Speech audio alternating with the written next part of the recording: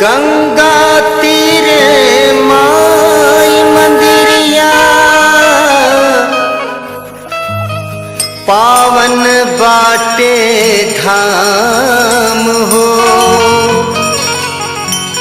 अदलपुरा के शीतला मैया जाने सकल जहान हो।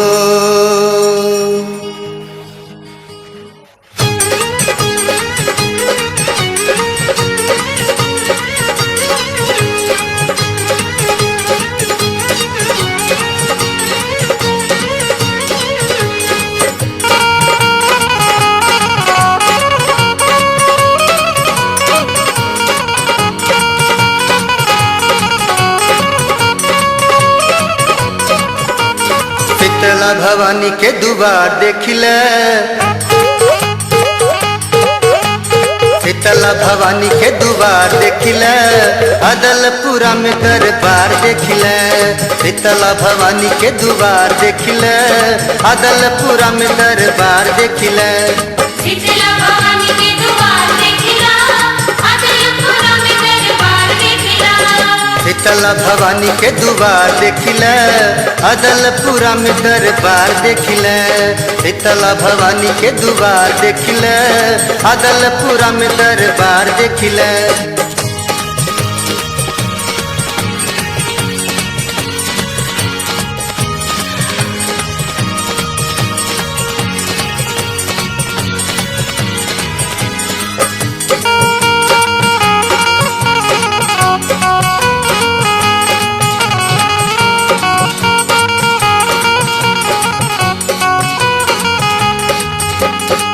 सपना देखौली माई गंगा बीच धारा, पावन बा मूर्तिया जल में जल्दी से निकार।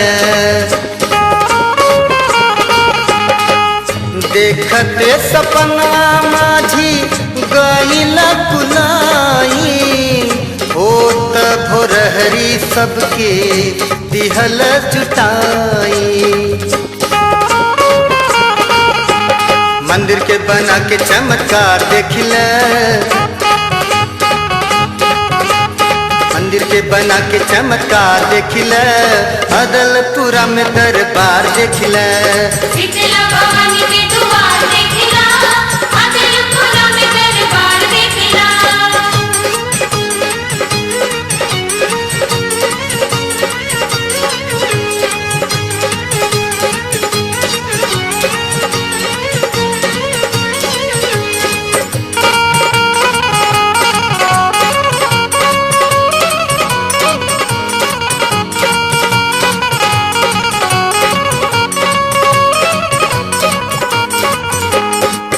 मंदिर के बनते फैलल सगरऊ जियार हो, दर्शन के खातिर जुटे लागल संसार हो। दुनिया में बाटे बस एक दरबार हो, माझिए पुजारी पंडा माझी सरकार हो। भगतन के भेड़िया पार देखिले, भगतन के भेड़िया पार देखिले, अदलपुरा में दरबार देखिले। शीतला भवानी के दुआर देखिला, अदलपुरा में दरबार देखिला।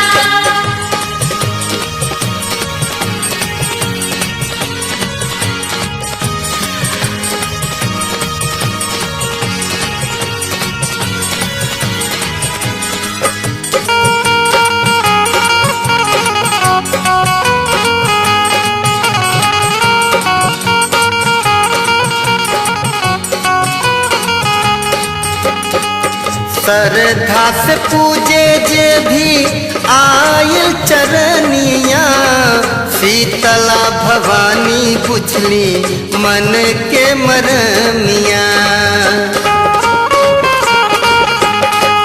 जुग जुग से सब ही जानला कहानियाँ, शीतला के शीतल छैया झूमे सारी दुनिया। मधुर माई गीतिया के थार देखिल,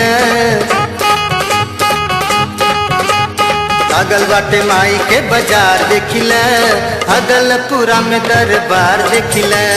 शीतला भवानी के द्वार देखिला, अदलपुरा में दरबार देखिला।